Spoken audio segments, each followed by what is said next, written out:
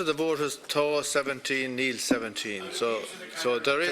Senator, resume your seat, Senator. No, I'd ask you to actually. There is an equality of votes, and I have therefore, pursuant to Article 15(11)(2) of the Constitution, to exercise my casting vote.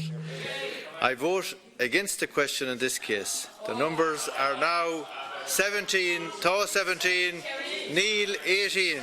And I therefore declare the question is defeated. Sorry, Caird, I'm calling a vote on the order of business. No, well, next question. That's a little bit premature yet. Is the order of business as amended agreed to? Is the order of business as amended agreed to? The question is that the order of business as amended be agreed to. Those in favour say Taw. Those against say Neil. I call a vote. I think the question is carried. Vote all.